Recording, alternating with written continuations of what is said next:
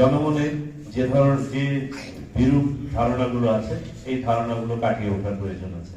ঠাকুরগাঁয়ে voter তালিকা হালনাগাদ ২০২৫ উপলক্ষে তথ্য সংগ্রহকারী সুপারভাইজার ও নতুন ভোটারদের সাথে নির্বাচন commissioner brigadier general Abu Fazal Mohammad Sanaullah অবসরপ্রাপ্ত মত বিনিময় করেছেন।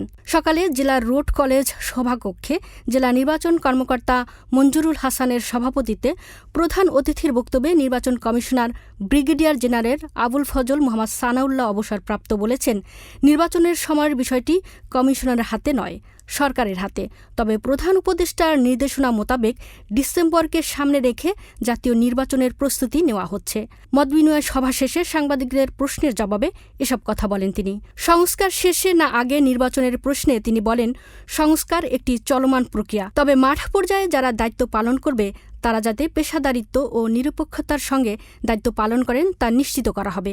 এ সময় অন্যান্যদের মধ্যে উপস্থিত ছিলেন আঞ্চলিক নির্বাচন কমিশনার রংপুর অঞ্চল মোহাম্মদ আজিজুল ইসলাম, জেলা প্রশাসক ইশরাত ফারজানা, পুলিশ সুপার শেখ জাহিদুল ইসলাম, নির্বাচন কমিশনারের একান্ত সচিব মোহাম্মদ জাকির হোসেন, সদর নির্বাচন অফিসার মোহাম্মদ আহসান হাবিব সহ সদর উপজেলার রহিমানপুর, আকচা, চিলারং ইউনিয়ন পরিষদের তথ্য সংগ্রহকারী সুপারভাইজার ও নতুন ভোটারসহ সংশ্লিষ্ট অফিসের কর্মকর্তা কর্মচারীরা উপস্থিত ছিলেন।